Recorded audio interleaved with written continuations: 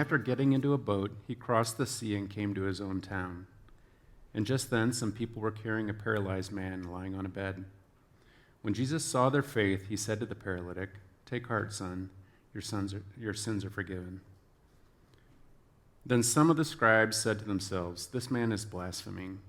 But Jesus, perceiving their thoughts, said, "Why do you think evil in your hearts? For which is easier to say, 'Your sins are forgiven,' or to say, 'Stand up and walk'? But so that you may know that the Son of Man has authority on earth to forgive sins." He then said to the paralytic, "Stand up, take your bed, and go home." And he stood up and went to his home. When the crowd saw it, they were filled with awe, and they glorified God, who had given such authority to human beings. As Jesus was walking along, he saw a man called Matthew sitting at the tax booth, and he said to him, "Follow me." And he got up and followed him. And as he sat at dinner in the house, many tax collectors and sinners came and were sitting with him and his disciples. When the Pharisees saw this, they said to his disciples, "Why does your teacher eat with tax collectors and sinners?" But when he heard this, he said, "Those who are well have no need of a physician, but those who are sick. Go and learn what this means. I desire mercy, not sacrifice, and I have come to call not the righteous, but sinners." Thanks, Christian. Like a champ. So I'd like to start actually by praying, God, thanks for these words from this text that dates back a couple thousand years and the opportunity to be transformed by them. We love you. Amen. So a couple anecdotal things that I think are more than anecdotal, but I think that's the right word use there is, first of all, if you wouldn't mind just personally thanking Hannah for me if you see her coming or going this morning. That's two pretty massive events that, Duncan Dine feels like 100 years ago, but that was a gigantic undertaking and a lot of fun as we brought some change to that. And then Ales for Trails and bringing that back after being away for over 2 years was no small feat. So it's been so fun to watch Hannah grow as a pastor and a leader. So thank you, Hannah, for that. And then also, some of you may or may not know that our fiscal year, but really just kind of our whole psychological year, I suppose, starts in September and ends in August.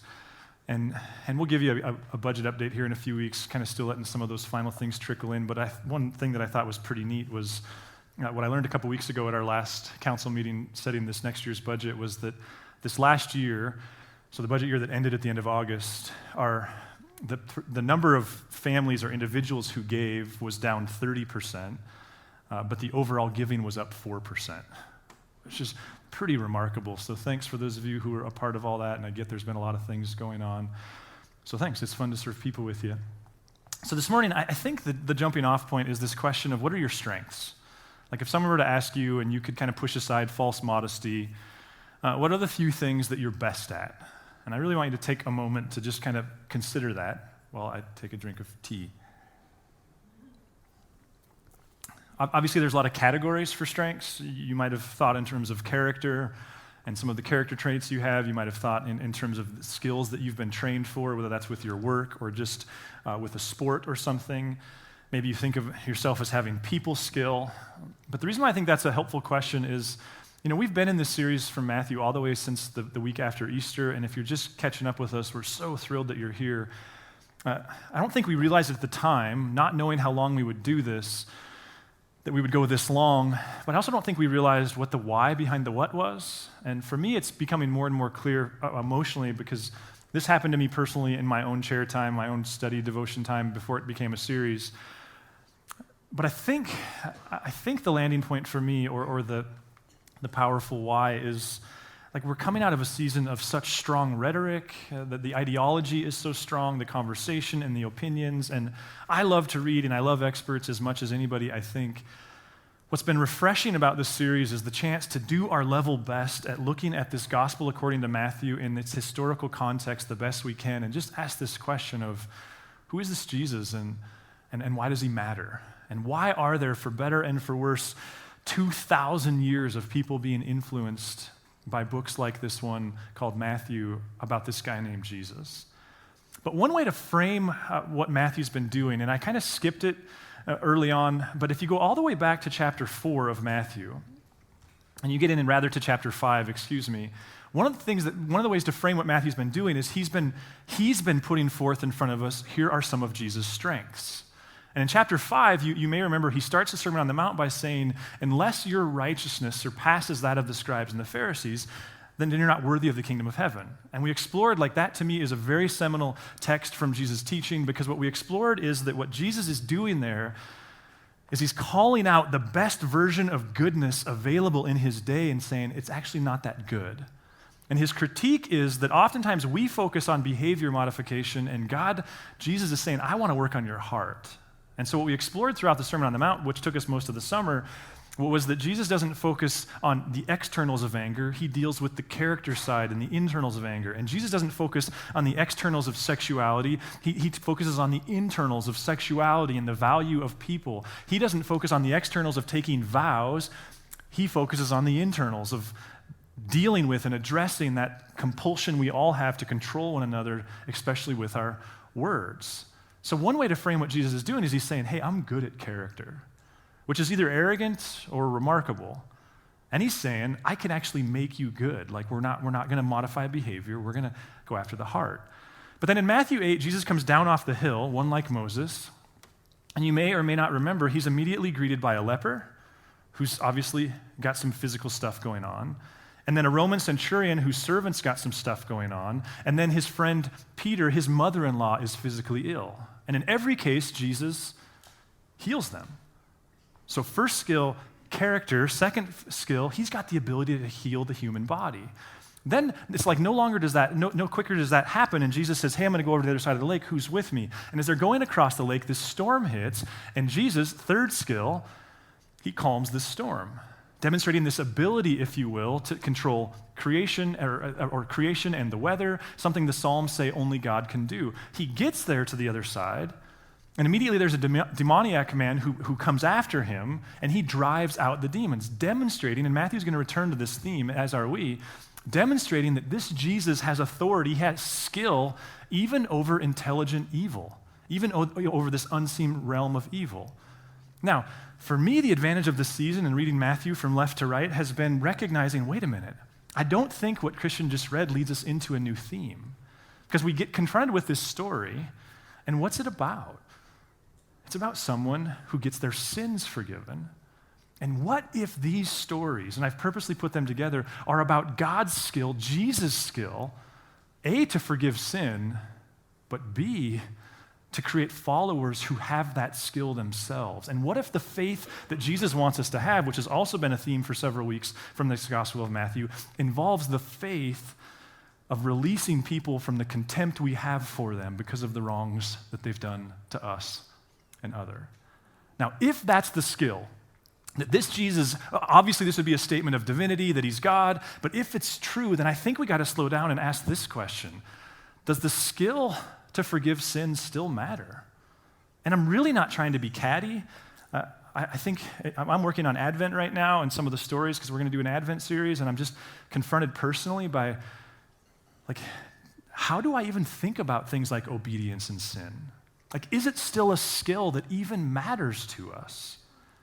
You know, there's this sign at this building that's kind of in this obscure industrial park stuff over behind Lewis and Clark and in that area on those railroad tracks that kind of take you through there. And I've noticed for years, there's this one building that has this very faded, pretty dilapidated sign, and it's something like Bob's TV Repair.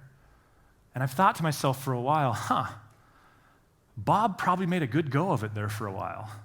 There were probably several decades where Bob paid his mortgage and fed his kids repairing TV tubes. And yet the other side of it is, I sure hope Bob either retired or found a different skill. Because this would be one of those, like typewriter salesman and many other things, like we don't need that skill anymore. Listen, I don't know where you're at in your spiritual journey. I know we're all on one. I think one of the questions worth asking is, to what extent does this ability, the skill to forgive sins even have value? And then there's this question of, to what extent do we even believe in the idea of sin? And again, I'm genuinely not trying to be catty or argumentative. I get that this could be culturally construed that way. But as I was just revisiting some stuff, and we're working on Christmas Eve right now, and just this refrain of he will forgive his people of their sins, I couldn't help but wonder, to what extent do we even believe in the idea of sin? Like, does the idea of sin still have any weight? Is it still a helpful concept? Or does it represent a pre-modern era that didn't have our sophisticated understanding of things like human psychology and psychiatry and therapy and trauma and family of origin and all those things that are very real? But my question is, does sin still have any way of explaining some of the cracks that we see in our world? Some of the cracks you see in yourself? Some of the suffering that we're confronted by every day when we look at the news? I was thinking about it this week, and I don't think I could appreciate it when I was 20 years old, but the churches that I suppose came of age at, where I personally discovered Jesus and then learned and worked for and interned in, I think I can now appreciate the leaders there. They were bold and courageous in their insistence that therapy has value.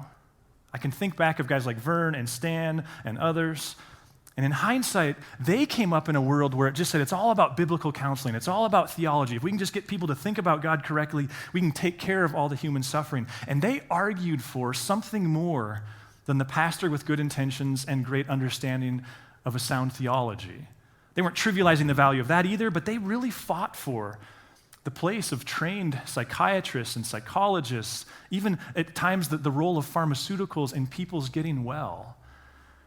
I still remember the first meeting I had with a therapist locally within the first couple years, and I cast this vision of, listen, we're going to have a staff that meets with people and serves people and just walks with people, but when we get into what really involves an expert, we want to be networked with experts. And I remember her saying, like, Adam, churches don't do this.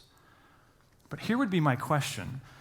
If we could agree that, like, they were pushing on a pendulum that was way over here on the side of biblical counseling, here's, I think, for me, the thing I've been exploring personally. Is it possible that we've swung to another extreme?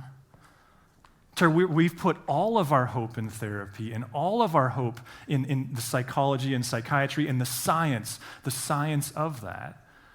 And in doing that, we're looking past the role that sin plays in the world on the meta level, as well as on the micro level of your own desires and intentions. And we're in this season where we want to form habits and new habits and healthy habits. Is it possible that you're up against more than just your own mind, but you're also up against something that's intelligently evil?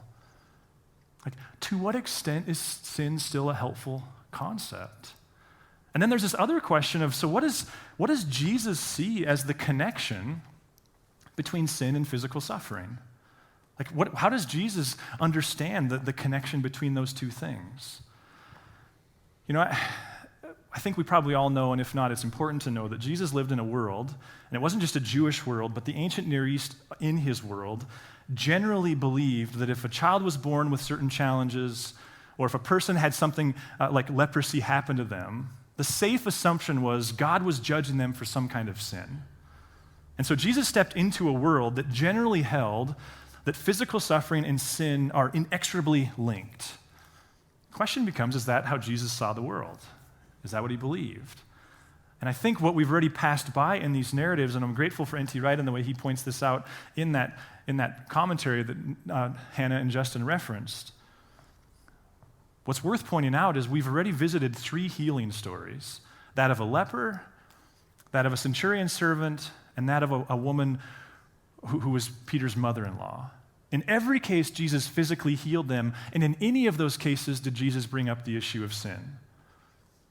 He didn't. It was never a like, well, dude, you have leprosy because of your sin. He didn't do that. And yet, in this story, he does. In this story, a man is brought to him with leprosy, and the first words that he says to him is, hey, take heart. Your sins are forgiven. And I think the question we have to deal with is, from Matthew's perspective, is the story there just to give authority to the fact that Jesus was God? Or is Jesus holding on to the idea that at times the reality of internal contempt and sin becomes intertwined with physical manifestations of those things? You know, I have a friend who spent more one-on-one time with people than anybody I know. I would dare put him up against anybody, probably anyone in this room knows. And he will at times start a meeting with somebody and say, who are you mad at? And they'll go, what do you mean, who am I mad at? I just told you I haven't slept for a week. I've just told you that I suddenly have this incredible anxiety. I just told you that I have headaches. I just told you my wife left. And he doesn't just throw this out willy-nilly. He would like to think of it as a spirit-guided thing, but he will at times say, yeah, who are you mad at? And I wonder if there's value in recognizing we can misdiagnose that, but we can also perhaps overlook it far too often. What's the role of forgiveness and suffering? And what are the invitations within these stories to slow down ourselves and go, is one who can forgive sins something that even brings value? And then there's this next story. And again, this is what I love about reading the Gospels this way, because for the longest time, in fact, when I started reading Matthew 9, I was like, oh, this story, how are we, it's kind of like the challenge of Christmas Eve. How are we going to tell a story about a Jesus who can forgive sin that's not just dreadfully boring? Because then you get to Matthew and it feels like a shift, but what if it's not a shift? We have this story of a paralytic who's healed, and then Matthew tells us this story about himself. And there's a couple things that I think are worth noting.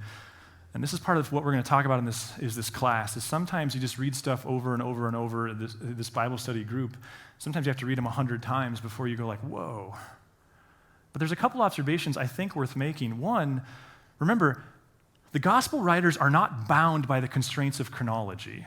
This is an ancient literary form, what we would call biography, but their culture didn't require chronological accuracy. Doesn't mean that they're making up stories necessarily, but they're free to use the order of events to tell specific stories or to tie themes together. That's important, I think, because somehow we have to deal with the fact of this question of why did Matthew tell that story about a paralytic person forgiven, and then why did he tell his story? Why did he put it there? Which leads to a second observation. Matthew is the opposite of self-absorbed. He's not the person, and I do this far too often, but he's not the person who's like, oh, your dog died once? Your dog died? Mine dog died once too, and suddenly I'm all launching my own 20-minute story about me. Matthew doesn't do that. Matthew tells one in-depth story about himself in the entirety of the gospel. And which one is it? Is it the time when he preached this incredible sermon? Is it the time when he drove demons out of somebody? Is it the time when he looked really good in front of a crowd? Now, what's the story? It's the time when the Messiah, Jesus, showed up and said, listen, every decision you've made in recent history, the decision to be a tax collector, to become a villain of the state, to become a villain of everything that your life was about in your upbringing, it's forgiven. Matthew, who's given us, Jesus has this skill, and this skill, and this skill, and this skill, seems to punctuate it by going, and he has this skill. I think the question we have to sit with is how important of a skill is that? And then look what happens next. This part, I think, is fun. And as he sat at dinner in the house, many tax collectors and sinners came and were sitting with him and his disciples. Just hold that thought for a second. What's going on here? Well, what's the Jewish worldview? The Jewish worldview is that this age ends, and then what happens? Everybody who's right with God, Jewish people, sons of Abraham, daughters of Abraham, they get to sit at a giant banquet table and eat a meal with God. Or think of it this way. If you were to make a statement, or if there was evidence that your family had some conflict going on that wasn't healthy, that there was unresolved contempt in your family, where is that most likely to come out and be most awkward? Where's the strongest statement that you could make that you're not square with a sibling or a parent? Isn't it Thanksgiving? Christmas Eve? Don't show up to that meal, and we all know something's going on here. I didn't see this. A guy named Marty Solomon in this podcast that Jelena introduced me to called Bema, and he does a really good job with historical context. He points out that to sit down and have a meal with somebody in this culture was akin to, we're okay. We're fine. Relationally, we've dealt with things. What is Matthew doing by then putting his friends at a table with Jesus? And how important is this skill of forgiveness in Matthew's view of the world? He keeps going. When the Pharisees saw this, and here's the conflict, he said to his disciples, "Why does your teacher eat with tax collectors and sinners?" See, they're taking issue. You can't do this. And then Jesus says this, but when he heard this, he said, "Those who are well have no need of a physician, but those who are sick." That, we think, is an ancient proverb.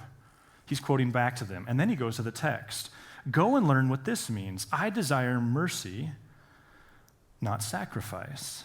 For I've come to call not the righteous, but sinners."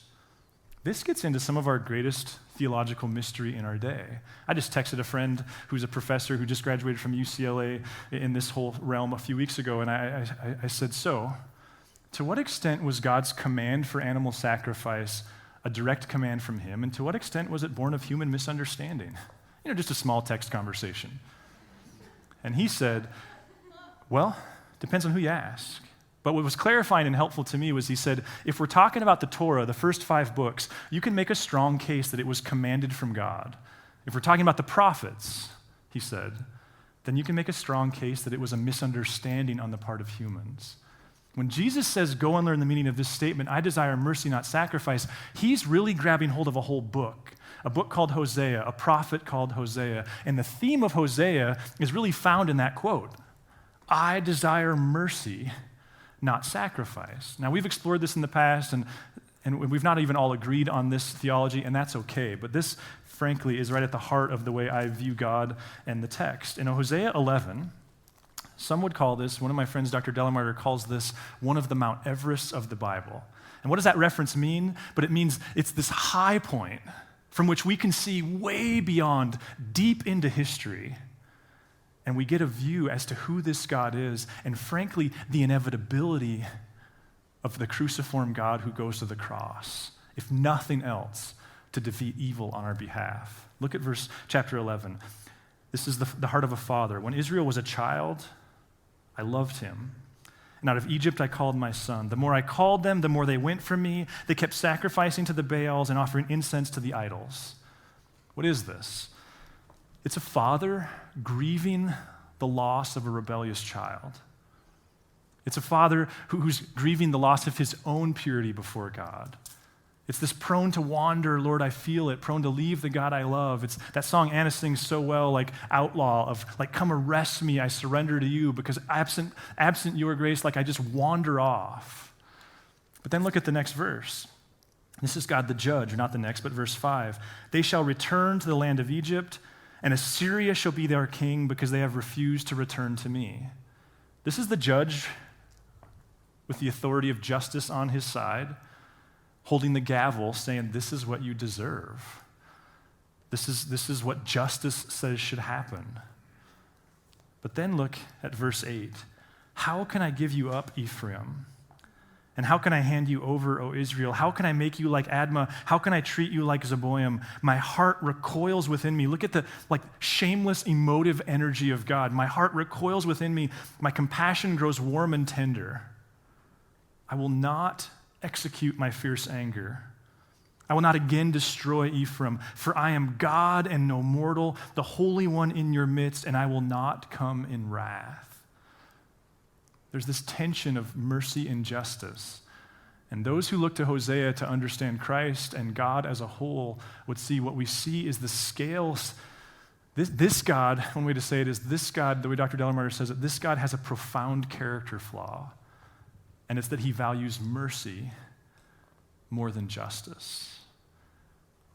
With that line of thinking, what seals Jesus' fate at the cross was therefore a God who will have to take on evil, God's self. What's going on here?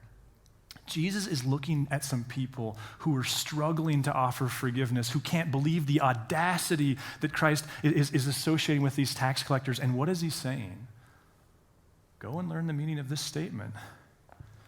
Like the most powerful skill of all, perhaps, is a God who values mercy above all else. But what if these aren't just stories about a God who has the ability to forgive? What if these are stories about a God who empowers people to carry that skill as well? Like that would be equally as difficult, wouldn't it? I put on the mind map a couple podcasts, and If you never listen to another podcast recommendation I make again, I really hope you'll listen to these. They're from Bishop Barron. Some of you won't be surprised. I really think he's doing some of the best cultural commentary available right now. He's commenting on an article that was written, but what he's really getting into in these podcasts is this conversation that's essentially observing this, that we live in a cultural moment where if we're not careful, we are denying the value of forgiveness in the world. And I think he does a great job of saying justice is still important and not at the value of forgiveness. Actually, what he says is the hierarchy in our culture right now is those who have the most moral virtue are those who have been offended, and the next layer are those who are defending the offended, and the rest of us are just villains. And what he's suggesting is if we're not careful in our post-Christian, no longer majority Christian world, we're going to trivialize a virtuous way of living that Christ introduced us to, and that is the ability to pursue justice while not holding the other in contempt. He's suggesting perhaps the hardest work of all is forgiveness. I want to go back. In Matthew 9, Jesus says something that I think ties all this together, and it was really helpful for this observation. In verse 6, he says, "But so that you may know that the Son of Man has the authority on earth to forgive sins." And he then said to the parrot, "Stand up, take your mat and go home." That phrase, Son of Man, I'm told by those who are good at this, is very difficult and tricky to translate. And part of that is because in the literal language, it's son of Adam, which is essentially son of a human, which essentially means sometimes when Jesus says Son of Man, he's just going, hey, I'm human, which is actually a big deal that he's God and human. But in other cases, and this seems to be one of them, when Jesus says Son of Man, he's actually referencing another Disney movie, if you will, not Disney, but another movie from his heritage, because all of our lives are framed by stories, and that's the story of Daniel. We know, and some year we're going to do this around Christmas, that Daniel, along with Isaiah 40 to 55, was the story in Jesus' day. Why? Because in Daniel, you had people who were taking their faith seriously and yet were being crushed by a foreign power despite that. And the question in Daniel is like, God, what the heck? How is this happening? We're following you. And the answer in Daniel is someday the Son of Man will return and he's going to kick some you-know-what. Like the picture is the Son of Man's coming back and he will vindicate your suffering. He will pay back your abusers. Well, in Jesus' day, the Jewish people post-exile, they were, many of them, it's easy for us to look past it, but many of these people were well-intentioned in their faith. They were trying to follow Scripture. They were doing synagogue. They were trying to be faithful. And they were suffering under Rome. And so the story of Daniel became their framing narrative. And part of that then pointed them back to the very first son of Adam. What was his name? His name was Abel. Again, a literal translation of son of Adam would be Abel. And so there's strong historical argument. You can't prove it. It's not in the text. Some people even think that actually what was going on here was Jesus in the house was preaching on this story. But there's this historical sense that what the people were waiting for was the next Abel would come back. And Abel would kick some butt. And Jesus comes along and says, hey, I'm that Son of Man. But what's he doing? Is he mopping the floor with Romans? He's forgiving. And look at this statement he makes. And only Matthew does it this way, which I think makes the case for this. When the crowd saw it, they were filled with awe, and they glorified God, who had given such authority to human beings. What if this isn't just a story about a God who has the ability to forgive you of your sins? What if this is the story about a God who wants to impart in the world people who have the authority to forgive other sins? That doesn't mean we suspend the need for justice. It doesn't even mean reconciliation happens. That's a separate conversation. And it certainly doesn't mean that we have to trust. But what if this forgiveness thing is one of those things where, frankly, there's lots of things in the world that if Christians don't do it, if they don't create that tone, if they don't lead that culture, if they don't live with that spirit, it'll get done anyway. What if this isn't one of those? What if the ability to absorb hurt and therefore not be motivated by vengeance is a skill that only Jesus brings to the table?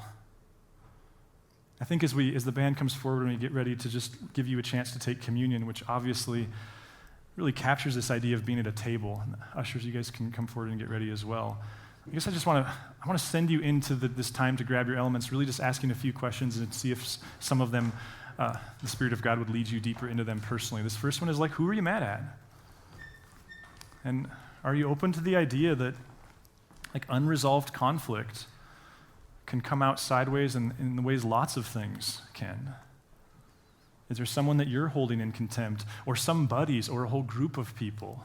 And no one's suggesting that you can walk out the door having dealt with that. That's possible. I have a dear friend who told me years ago, he said, Adam, I had to pray every day for a year that God would help me forgive my wife. It took a year. But it's this idea of we start the process, we create the muscle memory.